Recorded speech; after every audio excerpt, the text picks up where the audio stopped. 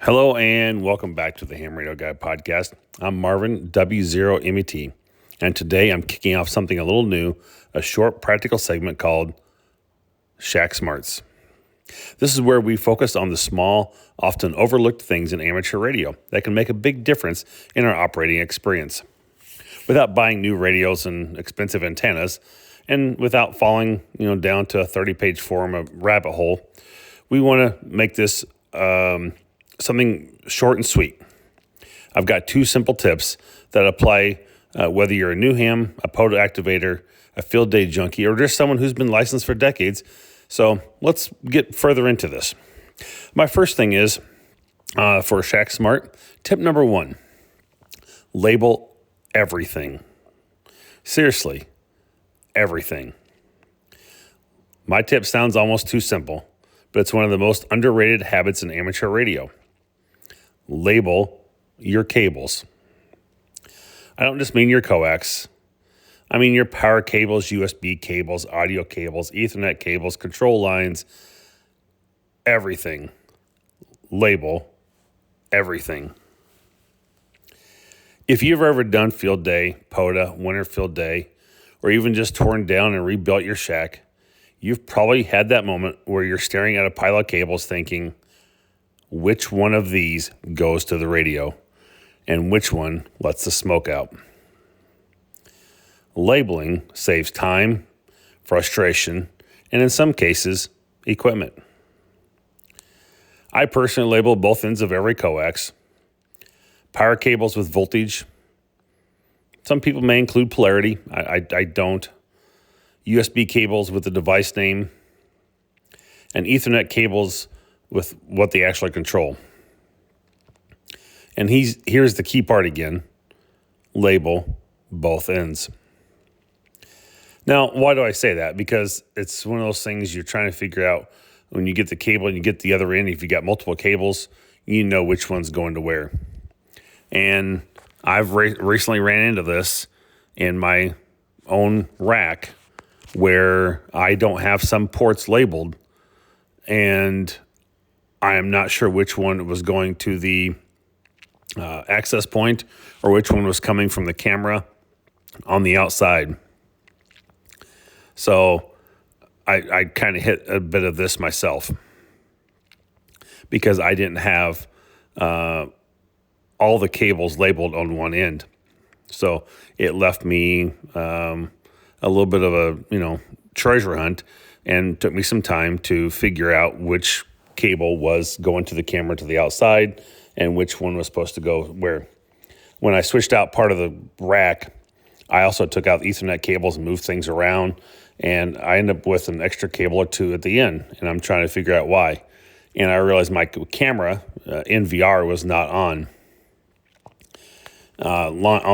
and so I had to go back and figure out why I had the extra cable, because I had not put an Ethernet cable and labeled it going from the back of the NVR into the switch to provide it internet power on its own. So I'm part of my own demise here. So because that happens because 6 months from now in the future, you won't remember in the past what you meant. So label them well. Just don't put USB cable C.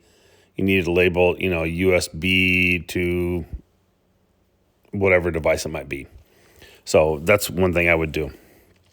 Now, you don't need anything fancy. Masking tape and a Sharpie works.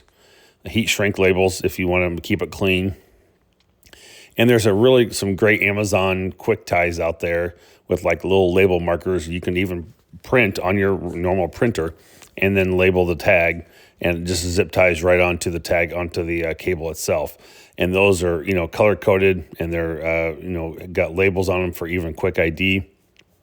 And this becomes very critical when you're troubleshooting RF issues, doing portable operations, or just setting up in low light or bad weather. This is one of those habits that doesn't feel exciting until the day it saves you 30 minutes of tear down time or prevents a blown fuse. Trust me, label now, thank yourself later. Tip number 2 for this podcast, on this one, this will be a short, just a few minutes as well. build a known good kit. This is tip number 2, something I recommend for every ham, and I've done it myself, no matter your experience level. I think this is very important. Build yourself a small, known good kit. This is a dedicated set of gear that you know works. No maybes. Know it worked last year. Know your good kit might include, your known good kit might include one short coax jumper, a power cable, an antenna you've tested, one battery or power supply, or maybe both, and maybe a spare mic or USB cable. The purpose isn't redundancy, it's troubleshooting sanity. When something isn't working, the fastest way to isolate the problem is to remove as many unknowns as possible. Instead of asking, is this antenna, the cable, the radio, the software good, swap in the known good gear and immediately narrow it down. I recently encountered this myself with a USB cable going from the ICOM 705 to the radio. For some reason, the radio kept keying every time I plugged in the cable, and it would start to open up some software. Is it the cable or was it the radio? So I kept swapping cables and going, well, I thought these were all good cables. I even bought a new cable, and that one seemed to work. So was it the radio or was it the cable?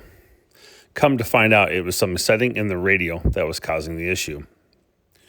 But yet I have not, to this day, which was just early, I guess it was last weekend, I had not tested those other cables to make sure they were not an issue, that they were good cables too. So, and it saved me almost probably an hour and a half of time if I'd just done that and reset the radio, but I didn't know if the cables were good or not.